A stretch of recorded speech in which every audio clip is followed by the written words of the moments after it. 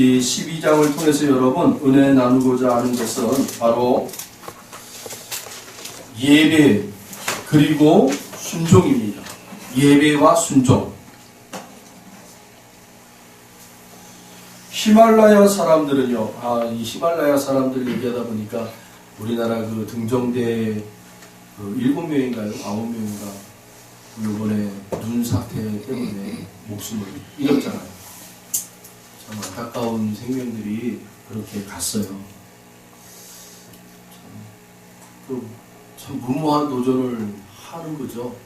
참 그렇게 사람들은 뭔가를 성취하기 위해서 뭔가 이렇게 도전을 하는데 참 안타깝다. 근데 참 그 도전이 또 많은 사람들에게 또 희망과 도전을 줍니다. 또 새롭게. 어쨌든 이 히말라야 사람들에게 내려오는 전설이 하나 있어요. 그 전설 중에 하나가 어떤 새예요. 새. 전설의 새. 이 전설의 새는 이름이 있대요. 특별하게. 이름이 어떤 이름이냐. 날이 새면 집을 지으리라. 날이 새면 집을 지으리라. 왜 그런가 하면요. 이 히말라야 이 지방 사람들은요. 낮에는 굉장히 뜨겁대요. 오늘 우리나라 그냥 봄, 여름 초? 그 정도로 따뜻하대요. 그런데 해만 졌다 하면요. 영하 10도로 막 뚝뚝뚝 떨어진대요. 그러니까 그 기후에 맞게끔 이 새도요. 밤에 하도 추워가지고 둥지가 없어가지고 막 추워가지고 내일 아침이 되면 반드시 내가 둥지를 만들어야지. 그러고 그 밤을 견딘대요. 그 견디고 아침이 딱 떠오르고 해가 딱 떠오르면 날씨가 또 포근해지잖아요. 그러니까 새가요. 그 밤에 그 추웠던 기억을 싹 잊어버리고 따뜻하구나 하고 그냥 지낸대요. 둥지를 치지를 않고. 이게 반복적으로 그렇게 지나더라는 거예요. 이 새 이야기가 바로 우리 그리스도인들의 이야기가 아닌가 한번 또 생각해 봤어요. 마치 우리들의 신앙이 그렇지 않은가. 우리가 은혜를 받을 때 또한 어떠한 계기가 있을 때는 각오를 하면서 신앙생활을 열심히 하겠다고 다짐하다가도 시간이 지나면 그 모든 것들을 다 또 잊어버리지. 날이 새면 집을 지으리라. 바로 성도들의 모습이 아닌가. 제가 또 저의 모습을 또 보게 됐어요. 오늘 본문은 1절은 이렇게 말씀하고 있습니다. 우리는 거룩한 산 제사를 드려야 한다라고요. 오늘 본문 1절이에요. 그러므로 형제들아 내가 하나님의 모든 자비하심으로 너희를 권하노니 너희 몸을 하나님이 기뻐하시는 거룩한 산 제물로 드리라. 이는 너희가 드릴 영적 예배니라. 여러분 거룩한 산 제사를 드리기 위해서 영적 예배를 드리기 위해서 우리 성도들이 반드시 여러분 선행해야 할 모습이 있는데 그게 뭔가? 기도예요. 기도. 할렐루야. 이런 말이 있어요. 기도하면 하나님을 아버지로 만납니다. 아멘. 아멘. 기도하면 사람을 사랑으로 만납니다. 아멘. 기도하면 마귀를 결박해서 만납니다. 아멘. 기도하면 성령님의 도우심을 만납니다. 아멘. 여러분 기도하셔야 돼요. 요즘 제가 몇 개월째 계속 기도에 대한 이야기를 계속 하고 있더라고요. 제가 그래서 하나님이 우리 교회에 기도를 좀 계속 말씀을 하시는 것 같아요. 여러분 기도하라고 한다는 것은 뭘 의미하는 거예요? 하나님께서 저 하나님 나라에 이루어진 것을 이 땅에 이루어지게 하기 위하여 우리에게 기도를 하라고 하는 거예요. 할렐루야. 여러분 놀라운 일들이 벌어질 거라는 거예요. 기도하시기 바랍니다. 그래서 아침 예배 시간에도 그러고 수요 시간에도 그러고 금요 시간에도 그러고 주일 예배 시간에도 기도 이야기가 자꾸 나와요. 제가 말씀을 준비하는데도 계속 이 기도의 준비가 하나 기도하십시오. 기도 같이 하십시다. 이런 내용들이 많이 나와요. 혹시 설교를 들으시다가 이렇게 탁 간파하신 분들이 혹시 있습니까? 아, 우리 목사님이 요즘 기도의 필이 꽂혔나 보다. 맞습니다. 성령님이 우리 교회에 기도의 이 불을 지피시는 거 아니에요. 할렐루야. 역대하 33장 13절에는 기도하였으므로 하나님이 그의 기도를 받으시며 그의 간구를 들으시사 그가 예루살렘에 돌아와서 다시 왕위에 앉게 하시매 므낫세가 그제서야 여호와께서 하나님이신 줄을 알았더라. 모르는 거예요. 하나님이 하시는 일을 몰라요. 그런데요, 기도하니까 알더라는 거예요. 기도하니까 아, 이게 하나님이 하신 일이었구나 하고 그 놀라운 일들을 알게 되더라는 거예요. 여러분, 이렇게 알게 되면 우리 안에 뭐가 나오는 거예요? 감사가 나오는 거예요, 여러분. 할렐루야. 우리의 신앙 생활이 여러분 거룩한 산 제사입니다. 아멘. 여러분이 하나님 앞에 삶을 어떻게 드리느냐, 삶을 어떻게 사느냐, 이게 여러분 하나님 앞에 우리가 드리는 산 예배, 산 제사, 영적 예배라는 거예요. 할렐루야. 여러분, 그렇다면 우리 성도에게 이 산 제사인 산 예배, 영적 예배에 거룩한 성도로 하나님이 우리를 부르셨는데, 그럼 우리가 삶의 자리에서 어떻게 살아야 되는가? 여러분, 신부의 모습을 기억하시기 바랍니다. 신부는요, 신랑을 기다리는 거예요. 신랑만 기다려야지 단 남성을 기다리면 안 돼요. 그렇잖아요. 우리나라 고유 결혼 문화도 그렇고 이스라엘의 고유 문화, 이 결혼 문화도 거의 비슷해요. 네. 우리나라 이 신랑이 여러분 결혼하기 전에 신부 집에 가잖아요. 신부 집에 쫙 가잖아요. 그런데 그냥 가지 않더라고요. 뭔가를 보내요. 먼저 뭔가 보내고, 그러고 나서 나중에 이 신랑이 찾아가잖아요. 신부 집에. 그리고 이제 거기서 새빵살이를 해요. 첫 아이를 낳을 때까지. 그렇게 우리나라 조상 때도 그랬단 말이에요. 이렇게 신랑이 신부 집에 가가지고 거기서 이렇게 혼례를 치르고, 그리고 첫 아이를 낳을 때까지 새빵살이를 해요. 신랑이. 그러면서 그 집에서 뭐 하는 거예요? 도와주는 거예요. 일손으로. 일손으로 도와줘요. 그리고 아기가 태어나면 그때 이제는 아이와 함께, 신부와 함께 본가로 가는 거예요. 그게 우리나라 고유 전통 그 결혼 문화예요. 근데 이스라엘도 똑같아요. 이스라엘도 그랬단 말이에요. 신랑이 찾아가기 전에 먼저 뭔가를 보내요. 신부가 치장할 폐물들을 보내요. 그거를 보고 신랑이 아는 거예요. 얼굴도 몰라요. 서로 얼굴도 몰라요. 그런데 어떤 사람이 내 신부인지 어떻게 알아요? 내가 보낸 폐물을 차고 있고 끼고 있는 사람이 바로 내 신부라는 거예요. 그러면 그 폐물을 잘 간직해야 돼요. 잃어버리면 어떻게 돼요? 그럼 큰일 나는 거예요. 신랑이 왔을 때 이걸 차고 있어야 되는데 못 차고 있으면 못 찾는 거예요. 신랑이 돌아가 버려요. 그러니까 폐물이 그만큼 중요한 거예요. 그러니까 성경에도 보면 예수님이 여인이 그 폐물을 잃어버리면 온 집안을 다 뒤져서라도 찾지 않겠느냐, 그 이야기를 하는 거예요. 중요하다라는 거예요. 그리고 이 폐물을 찾은 여인은 그때부터 누구만을 기다리는 거예요? 신랑만을 기다리는 거예요. 신랑이 언제 올지 모르지만 그 신랑만을 기다려야 되는 거예요. 그게 여러분 우리 성도들이에요. 그게 이 땅의 거룩한 성도로 부름받은 우리들이 그 예수님의 온 성도들의 여러분 신랑 아닙니까? 우리는 그 예수의 신부예요. 그 영적 신부란 말이에요.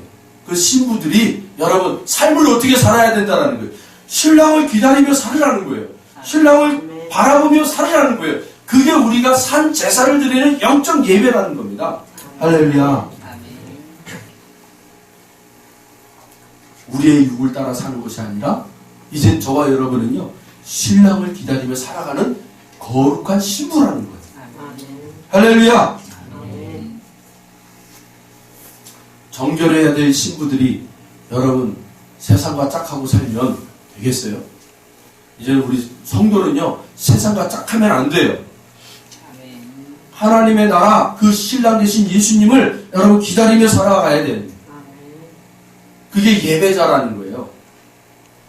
제가 말씀을 찾지 못했는데 우리 그 권사님한테 제가 한번 얘기한 적이 있어요. 하나님이 우리를 기쁘시게 받으시는 이유가 뭐라고 그랬나요? 우리가 세상의 자리에서 사랑하면 우리가 사랑하는 거예요. 그냥 하나님이 우리에게 사랑하라고 그랬잖아요. 예수님이 계명을 주셨잖아요. 아버지 하나님을 사랑하라. 그게 첫 번째 계명이고 두 번째 계명이 뭐냐? 내 이웃을 내 몸같이 사랑하라. 이게 우리 주님이 주신 최고의 계명이에요. 이제 우리 성도는요 다른 거 하는 거 아니에요. 이제 이 두 계명을 가지고 살아가는 거예요. 그때 하나님이 아니 내가 저 이웃 사람을 내가 사랑했는데 난 그저 사랑한 것밖에 없어요. 사랑하라고 그랬으니 사랑했어요. 그리고 저를 위로하라 했으니 위로했어요. 사랑 안에 그 모든 것이 담겨져 있잖아요. 위로하고 권면해주고 칭찬해주고 기뻐해주고 함께 울어주고 함께 슬퍼하고 그랬단 말이에요. 그런데 주님이 하나님이 뭐라 그러냐면 그렇게 사랑하는 자녀들을 향하여 뭐라 그러냐면 야 네가 내 아들처럼 했구나. 내 아들의 모습이 나왔구나 라고 칭해 주신다고 그래요. 여러분 하나님이 받으시는 것은 뭘 받아요? 예수만 받는단 말이에요. 예수만. 우리의 모든 자리에서 예수를 받으시는 거예요. 그런데 우리가 어떻게 예수를 내놓아요? 사랑을 하는데 그게 바로 예수가 사랑하는 것처럼 우리 하나님이 인쳐주신들 하는 거예요. 아유 네가 저 이웃을 사랑했니? 그 순간에 하나님이 네가 예수가 나왔구나 라고 그 예수를 받아주신대요. 여러분 그게 하나님 앞에 영광을 돌리는 거랍니다. 그 삶이 바로 거룩한 산 제사래요. 이렇게 여러분 연결이 돼야 돼요. 그래서 오늘 본문 9절을 보세요. 9절을 같이 한번 읽어보겠습니다. 사랑에는 거짓이 없나니 악을 미워하고 선에 속하라. 네. 사랑에는 거짓이 없다라는 거예요. 여러분 사랑 안에는 다 드러나게 돼 있대요. 믿으십니까? 아멘. 사랑엔 다 숨길 수가 없어요. 거짓이 숨을 수가 없어요. 다 드러나게 돼 있어요.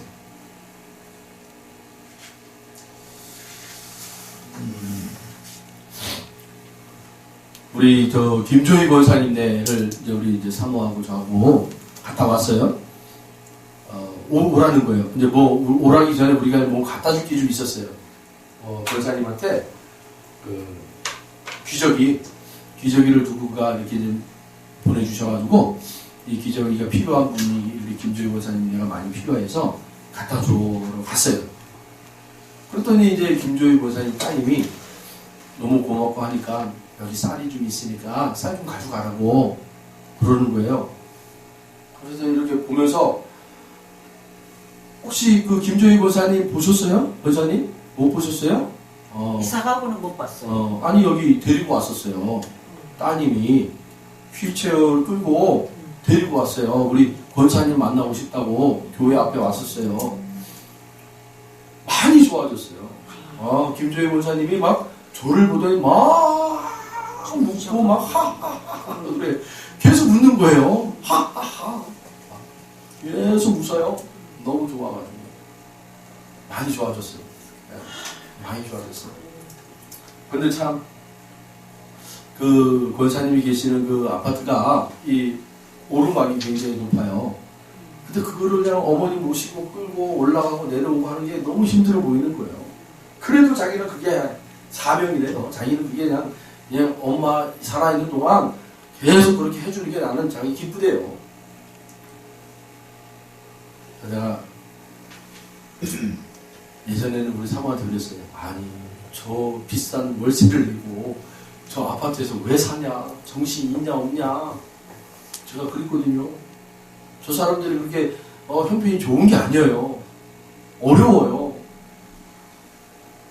월세로 뭐 110만 원이요? 한 달에 110만 원씩 내고 살아요 지금. 그렇게 부자예요. 부자가 아니라니까. 네? 그럼 줄여가야지. 줄여가야 되잖아요. 저도 그것 때문에 답답해가지고 이 따님이 정신이 있나 없나 하고 제가 걱정을 많이 했어요. 근데 참 기도할 때 하나님이 주시는 마음이 어떤 마음이었냐면 그렇게 부모에게 착한 일을 하는 딸에게 하나님이 돕는 손길을 주더라는 거예요. 그러면서 그 딸의 마음이 읽혀지더라고요. 엄마가 그렇게 불편하지만 살아있는 동안이라도 환경이라도 좋은 곳에서 모시고 싶다라는 그 마음이 읽어지더라고요. 자기 형편에는 도무지 여기 낼 수 없는 집이에요. 근데 그 사랑하는 딸의 그 마음을 하나님이 아시고, 여러분 그 110만 원씩 꼬박꼬박 낸다는 게 그게 말이 쉬운 거 아니에요. 하나님이 까마귀들을 보내주시는 것 같더라고요, 보니까. 네. 여러분, 우리의 눈으로 볼 때는 참 저러면 안 되는데. 네? 그런데 그 조금만 더 깊이 들어가면 그 딸의 마음이 읽혀지는 거예요. 엄마를 그래도 좋은 환경 안에서 좀 남은 여생이라도 좀 살게 하고 싶다. 그때부터 그 딸이 걸로 이사가고 나서부터 엄마를 휠체어에다 앉혀놓고는 열심히 돌아다니는 거야. 열심히. 교회 오라고 했어요. 못 와. 내가 오세요 그랬더니 목사님 우리 엄마 어떻게 데리고 내려오냐고. 1층이면 가겠대 자기가. 그래서 그때부터 내가 기도가 시작이 되는 거예요. 하나님 우리 교회 1층으로 좀 옮겨달라고. 자기 엄마 그 휠체어를 끌고 1층이면 들어갈 수 있는 예배당. 그러면 자기도 오겠대. 엄마를 그냥 뒤에다 딱 놓고 자기도 뒤에서 예배를 드리겠다라는 거예요. 막 도전이 되는 거야. 하나님 들으셨죠? 저 딸이 어떤 마음으로 저 얘기를 했는지, 하나님 안 오려고 작정하려고 저 얘기를 했는지, 우리 교회가 절대 움직이지 못하니까 안 오려고 저 얘기를 한 건지, 아니면 하나님 들으셨으니까 1층으로 옮겨달라고. 그래서 저 딸이 두 번 다시 저 얘기 못하게, 자 1층으로 왔으니 엄마 모시고 오시오. 할렐루야. 아멘. 그럼 엄마 놔두고 저 따님이라도. 예, 그래서 여러분 우리의 그 삶의 자리가, 우리의 삶의 자리가 하나님이 받으시는 그러한 삶의 자리가 되어야 된다는 거예요. 그게 여러분 영적 예배다. 할렐루야. 두 번째는 뭡니까? 순종이에요. 순종. 여러분 우리가 이 땅에서 하나님 앞에 예배하는 거 중요합니다. 우리가 이 땅에서 어떻게 예배 드리는가를 배우고 훈련하는 거예요. 여러분 우리의 삶을 통해서 하나님 앞에 어떻게 우리가 예배자로 서는가, 그것이 여러분 하나님 나라의 첫 번째 모습이거든요. 하나님 나라 가면 우리는 날마다 하나님 앞에 예배드리는 삶으로 살아가는 거예요.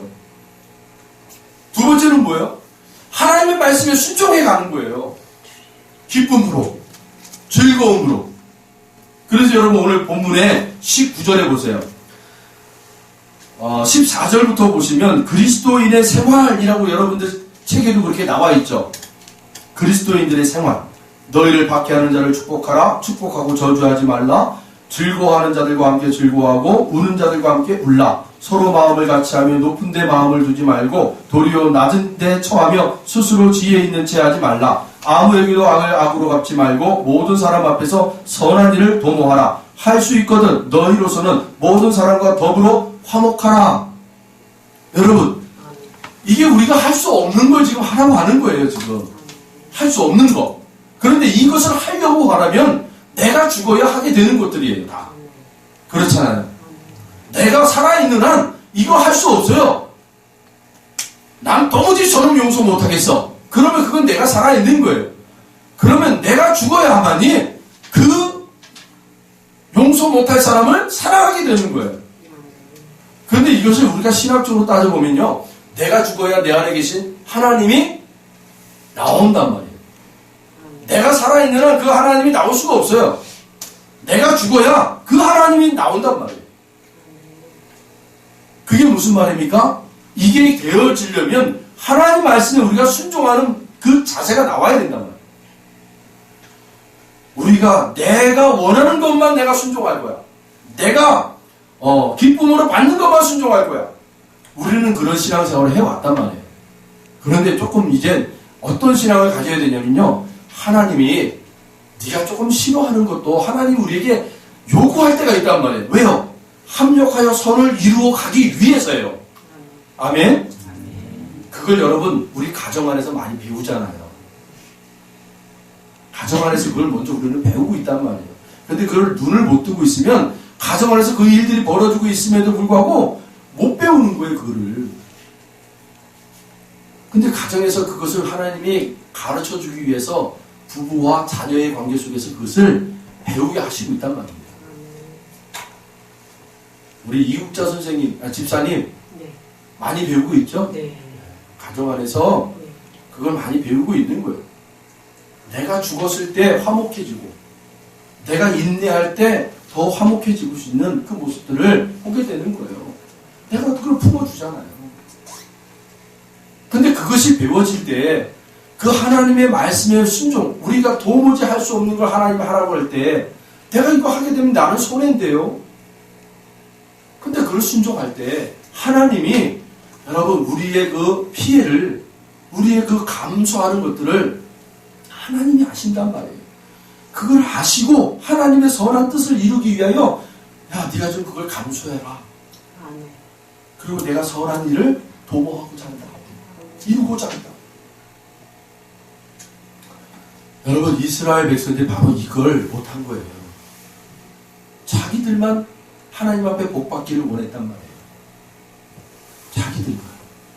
저 이방인들은 하나님 죄인들이니까 저 멸시하고 하나님 저들은 다 그냥 알아서 죽여버리십시오.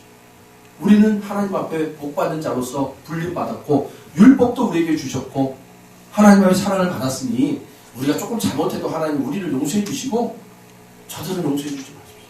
그 대표적인 인물이 누구예요? 우리 저 사모님 대표적인 인물 선지자 중에 요나 요나라는 사람이 대표적인 인물 아닙니까? 그 요나라는 선지자가 바로 이스라엘의 대표격으로 하나님이 등장시킨 선지자였단 말이에요. 너희들은 어떻게 너희만 아니? 너희만 어떻게 그 하나님 앞에 복받고 너희만 어떻게 잘못했으면 용서받고 그럼 다른 민족은 다른 생명들은 저놈들은 나쁜 놈들이니까 다 죽여버리세요 그냥. 어떻게 그렇게 하니?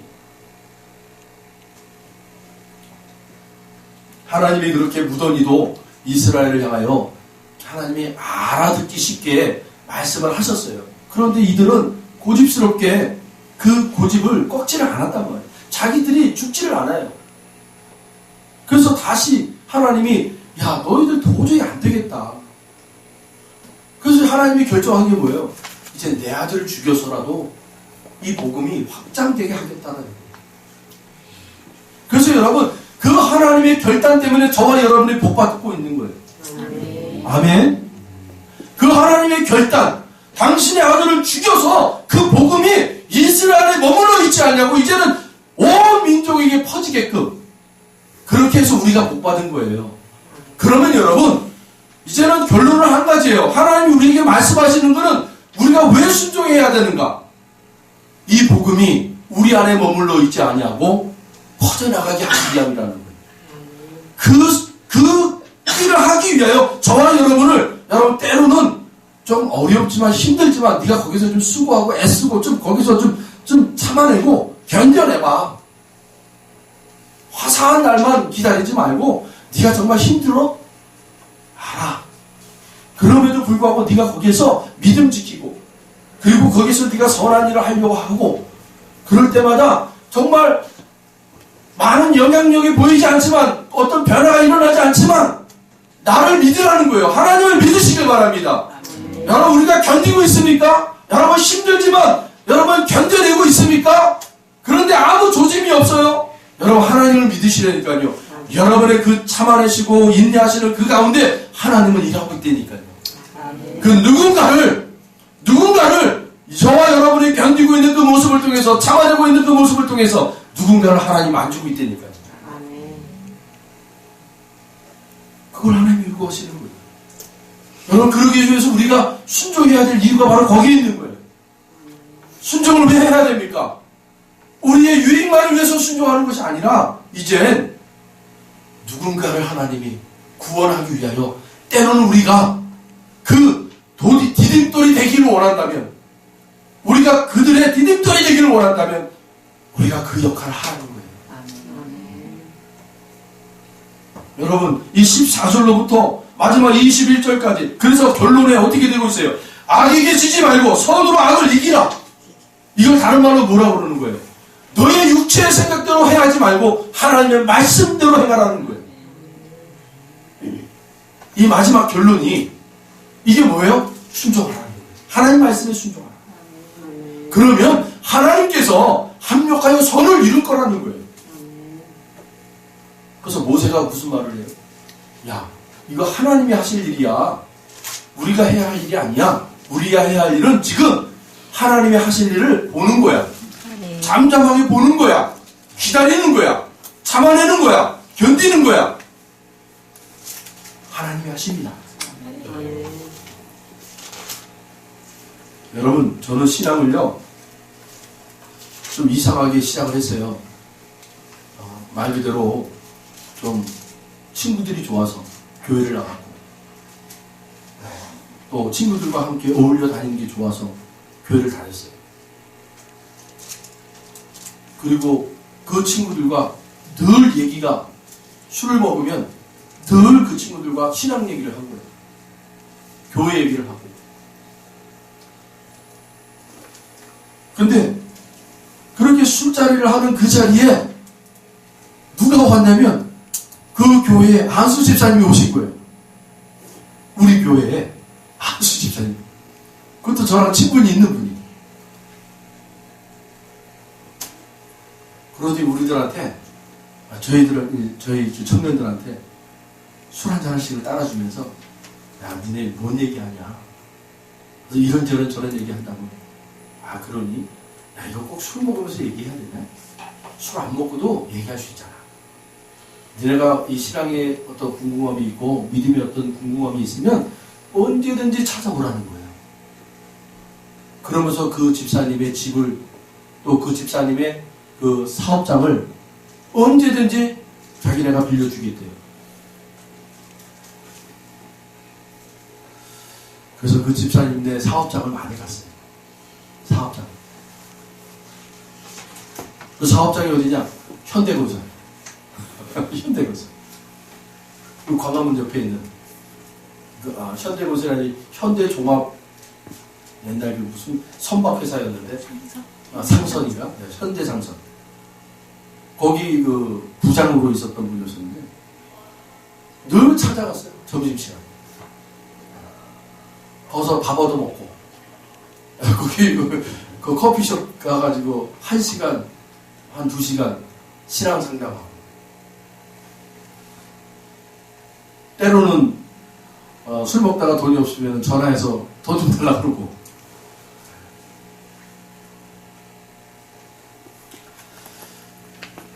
그러한 일들을 경험을 하면서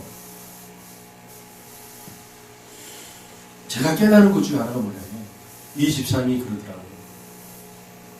너희들도 언젠가는 이제 장성해서 똑같은 너희들과 같은 청년들을 만날 텐데, 그때 너희들도 그 청년들을 외면하지 말고 내가 너희들한테 보여준 것처럼 너희들도 그렇게 했으면 좋겠다.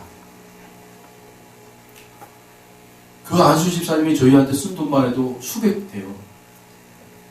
아깝지 않대요, 본인이.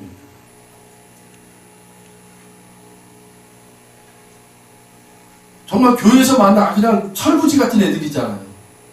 그냥 거들떠보지도 않아도 되는 애들이에요. 그런데도 만나주고 써주고 상담해주고 나중에 자기도 그렇게 누군가에 의해서 사랑을 빚진 자가 되었다는 것을 얘기하더라고요. 사랑이 빚져서 나도 똑같이 너희들이 하는 거야. 너희들도 그랬으면 좋겠다.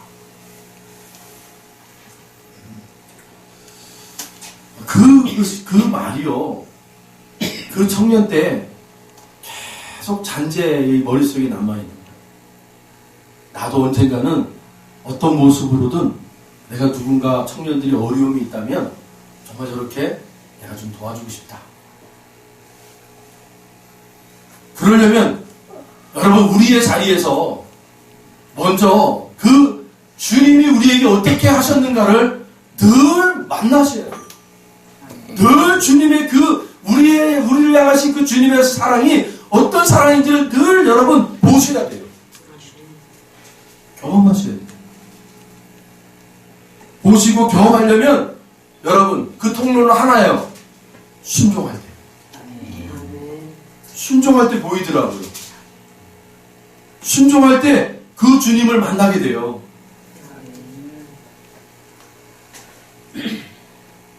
그게 하나님이 우리에게 주시는 보상이더라고요. 보니까. 나는 하나님이 이걸 내가 하면요 손해봐요. 그럼 하나님이 나에게 이 손해를 채워주겠죠. 그렇게 해서 저는 순종을 했거든요. 처음에. 그런데 이 순종하면서 제가 뭘 만나게 되냐면 예수님을 만나게 되더라고요. 그게 나중에 하나님이 왜 나에게 이 손해볼 수 있는 이 자리에 나를 순종하게 하는가. 그게 바로 예수를 만나게 하기 위함이었다는 거예요. 그게 하나님이 주신 나의 최고의 선물이었다는 거예요. 보상이었다는 거예요. 여러분 그래서 순종할 때 우리가 예수를 닮아가는 거예요. 예수를 만나게 되는 거예요. 그 예수님의 마지막 그 모습이 뭐예요? 나의 뜻이 아니라 아버지의 원대로 되기를 원하나이다. 그게 순종의 모습 아닙니까? 하나님 앞에.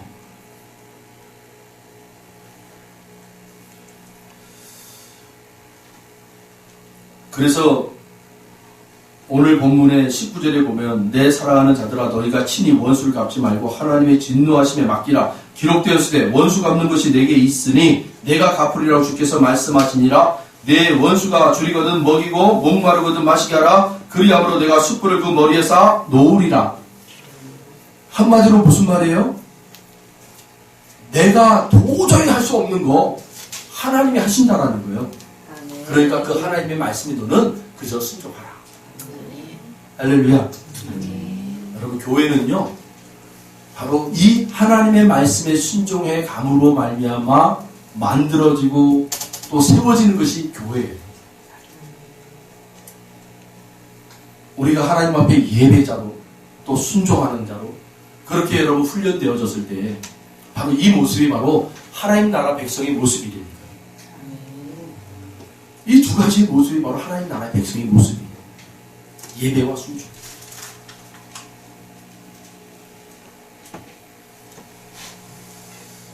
예배자로 훈련되지 아니하면 삶을 여러분 우리가 저 악한 세상에서 우리가 어떻게 살아야 되지? 우리만 구별되게 거룩하게 살아야지.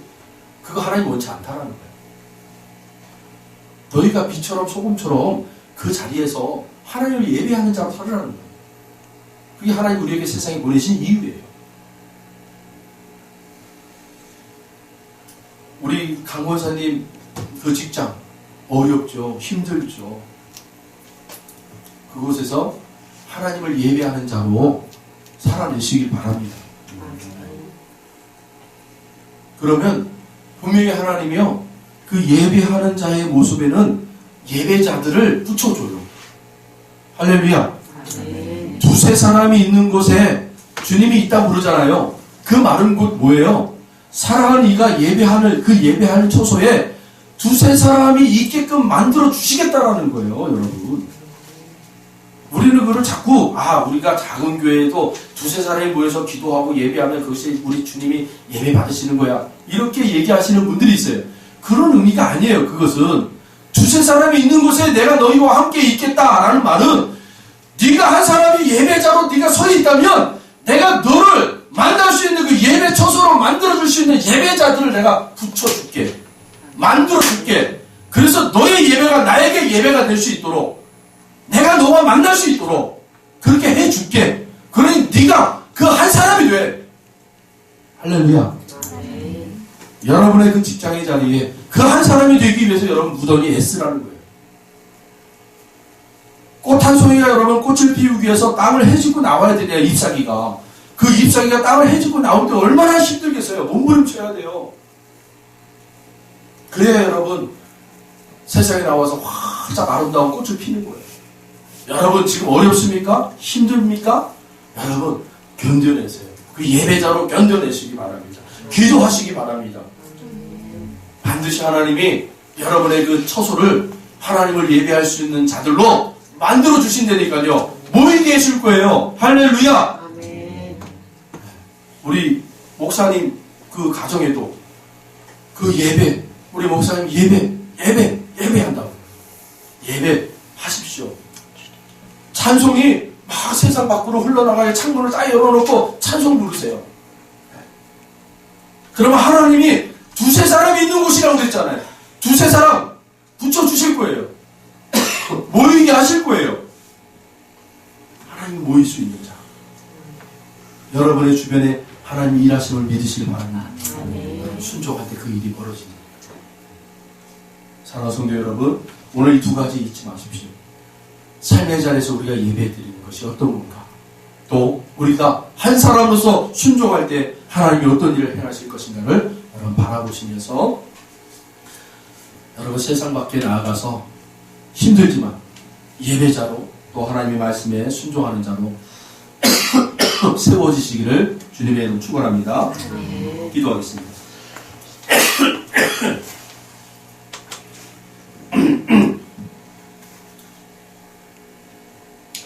아버지 하나님 감사합니다. 우리에게 척박한 이 삶의 현장에 기경할 수 있는 하나님의 아들 딸들로 보내주시고 예배자로 하나님의 말씀에 순종하는 자로 세워질 수 있도록 축복하심을 믿습니다. 아버지를 예배할 수 있는 자가 우리의 삶의 자리에 착한 행실로 빛처럼 소금처럼 세상에 드러날 수 있도록 역사하여 주시옵시고 하나님의 말씀에 순종하는 자로 하나님의 그 영혼을 구원하기 위하여 우리가 쓰임받는 하나님의 거룩한 도구들이 되게 역사하여 주시옵소서. 감사드리며 예수님의 이름으로 기도하옵나이다. 아멘. 말씀을 기억하시면서 280